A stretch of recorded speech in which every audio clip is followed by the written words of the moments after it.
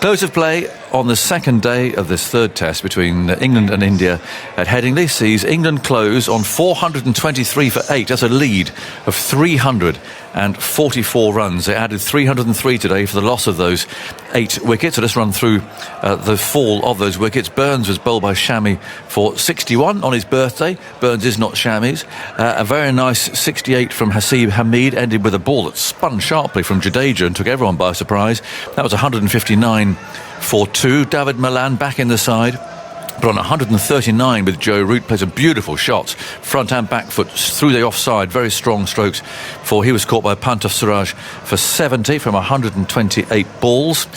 Johnny Bairstow got in and then got out, really got 29, but again that start, but not pushing on to the score that he could really do with. He was brilliantly caught by Kohli, low to his left at first slip off Shami. That was 350 for 4. Jos Buttler, soft dismissal, chip to catch to mid-wicket, where he's taken by Shami off the bowling of Shami for 7. Finally, Joe Root, who's played brilliantly. It's his 6th century in this calendar year, his 3rd in succession, of course. A real masterclass today, especially in back foot play once more. Some beautiful shots. He made 121 from 165 balls before he was cleaned up, bowled by Bumrah, a fuller length. And India, I think, need to look at that. Again, he was able to play so many back foot shots, but this was fuller and straighter. He drove round it, was bowled by Bumrah for 121 from 165 balls. And then a bit of a collapse, really. Moeen out for 8. Curran out for 15. Overton played a few shots. He was 24 not out at the end, and Robinson has yet to score. So 423 for 8, a lead of 344. I've got Deep and Michael beside me. Let's start with you, Michael, shall we? I mean, that's just gone according to plan, hasn't it? As far as England were concerned, they've just nailed the day down, really nailed the game down. Yeah, two perfect days of Test match cricket. Today they just had to bat the day out. The morning session, it did a little bit more than we saw yesterday for India. Not a great deal, I thought. You know, the likes of Burns and Hameed came out and played nicely, just set the kind of foundation. They didn't flourish with runs. It was just about making sure that England didn't lose 4 or 5 wickets in that first session to nullify India. They did that. David Malan came in at 3 and just looks settled. He just looks like he knows his game. He looks like he has confidence in his ability to play any format of the game. You know, the situation of the game and the way that the pitch was playing and the way that the Indians were bowling probably wasn't the ultimate challenge for Malan at number 3. It'll be harder going forward. I have no question about that. But, you know, the way that he just stroked the ball to the boundary and got to his 70 without really breaking sweat. And then the skipper once again, Joe Root, you knew from the time that he got to about 6.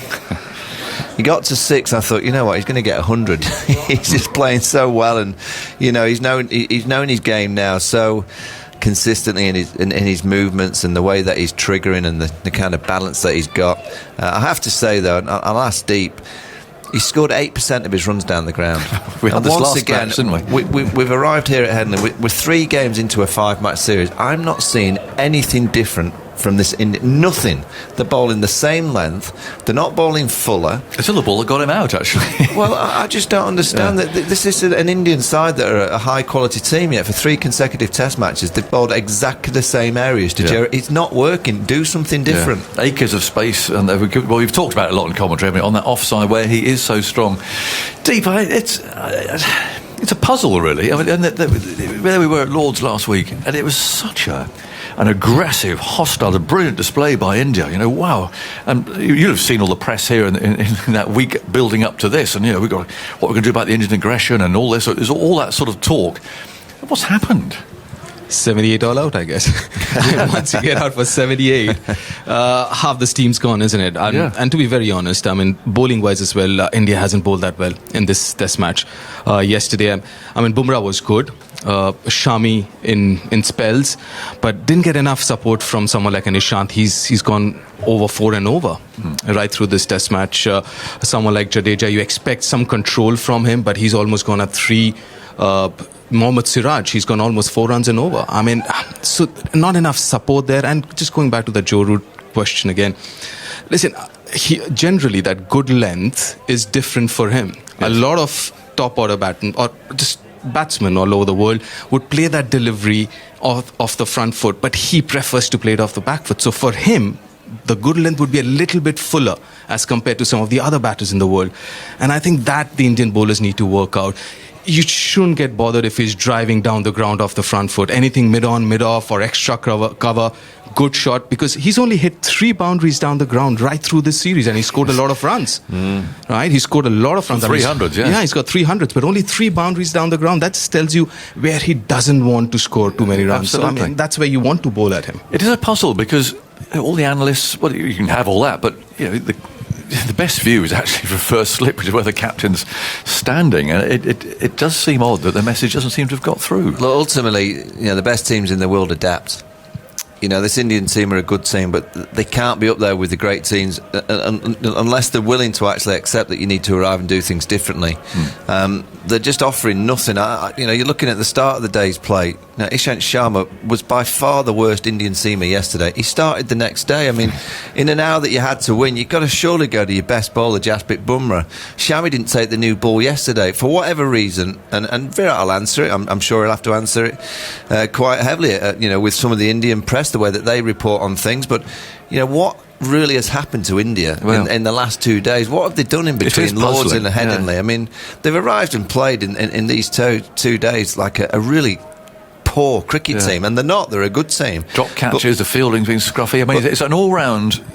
I don't know. I mean, and it is only a one game. Let's be honest, but it is just the contrast that there was. I mean, you must be in touch with people back in India, deep and so on, and people talking. They're reading their press and so on. I think they're bewildered, aren't they? They are, because one of the biggest things about this Indian team under Virat is the intensity levels and the fielding, as one just mentioned, and that was very sloppy today. I mean, they didn't drop catches apart from that Rohit Sharma tough one yesterday, but just the out cricket, as we call it, was very, very shabby today, and that just tells you that they're mentally a little down there. Deep, I reckon they've got to be careful that they're not this team that does things for show. For me, I saw at Lords, I thought it was brilliant that all their team came into the long room to greet that partnership. It was like, I like that. In a team, I want to see that. But you can't do things like that, then arrive the week after and put in a performance like this. That doesn't happen in really high-class cricket teams, because that, for me, now looks like all that kind of histrionics and the kind of antics of it just looks a little like it was for show. Yeah. It's not real. A team that's really together and fighting and in with the kind of the crunch of the situation, they don't play like we've seen India play for the last 2 days. And I think that's where the criticism is about. I mean, you can get out 78. India's got out 36, right? Yes. And they've come back really hard.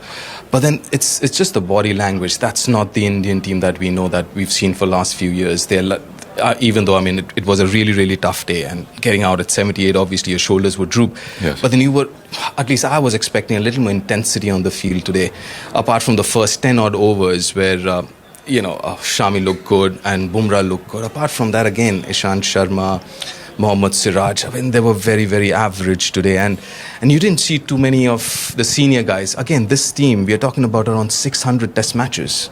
This playing 11.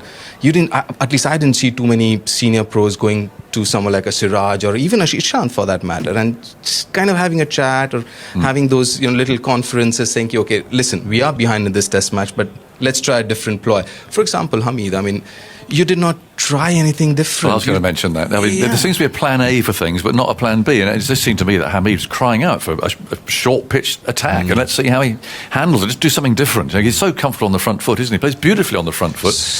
I know it's a sluggish pitch, but let's at least have a go and see how he handles it. Someone like Mohammad Siraj, I mean, he's young. I mean, he bowls those heavy balls. I just ask him to come one spell of 3-4 overs and just try and bowl shot at his body. My point is did Indian team take the English team for granted? As in, okay, plan A has worked so far, it will work, and maybe not be ready or open-minded about a plan B or a plan C if required. Yeah. Johnny Bairstow, I mean, you look at all the, there are some pluses, and he played nicely for his 29, but he's been doing a lot of that, playing nicely to 29s or thereabouts and getting out, and he has missed out there. Yeah, 29 doesn't guarantee your position for a long term. No. Johnny's in the side, and your role as a player in the side is to make sure that when you get that chance on a pitch like this against a wearing opposition bowling attack, really make it count. David Malan, he'll be disappointed. He was slightly unfortunate with that dismissal down the leg side, but you know, you look at the opportunities you get at this level when you've been in and out of the side, and when you get them, you really have to grab it and make sure that you say to the captain, the coach and the selectors, by the way, I'm in this team for a while. Just guarantee that you're on that flight to Australia. Look, I'm sure this top 7, you put Ben Stokes into that if he's available for the Ashes. It's starting to feel a little bit better. Obviously, the performance here has been fantastic, and we're bound to say that. But I just like the substance of Malan at 3. I like a bit of experience that you've got in Bairstow at 5. You know, that could be replaced by Ben Stokes. I think Josh Butler's a bit of a concern. You know, he doesn't look in any shape of rhythm or mentality for Test match batting. Well, he's talking about not going to Australia anyway. Well, I think England have got a decision to make, actually, because if he's not going to go. Well, there's whispers that, you know, he may miss one of the last 2 Test matches to be at the birth of his second child. Completely understand that. If that's going to be the case, surely if he's going to miss the Ashes, they have to start thinking, wait a minute, is it worth playing the next wicketkeeper batter? Is it Johnny Bairstow? Will Ben Foakes be fit? Whoever it may be, is it worth playing that player in that position for that one test if it's going to be that? Yeah, interesting. Well, what are India going to do? How are they going to get out of this mess? Because you know, they've got wonderful players, haven't they? But I mean, not many are in form. They do have a very long tail. Yeah, they're going to have to dig very deep, aren't they? Yeah. I mean, there must be, I suppose, a danger that under the weight of all those runs, they could collapse, which would be disappointing. I think the most important thing for them is to not look at the scoreboard. Just forget about, you know, whatever the lead is, 300 plus, almost 350. Just come out and bat. Just bat as long as possible. That suits someone like a Pujara or some of the others. But yeah, I mean, you can't really look at the scoreboard because you're way behind in this Test match. And as you mentioned, that scoreboard pressure is humongous. So I think the whole idea would be just go out there and just bat for as long as possible. If you took away the scoreboard, and you can't, you just take away the scoreboard and you said, right, that is a wicket in Chennai. It's slow, there's not a great deal of swing, there's not a great deal of seam, there's a little bit of spin, but it's not threatening, it's slow spin. You would be, if you lost a toss on that wicket now in Chennai, you'd say, India will get 550 on that.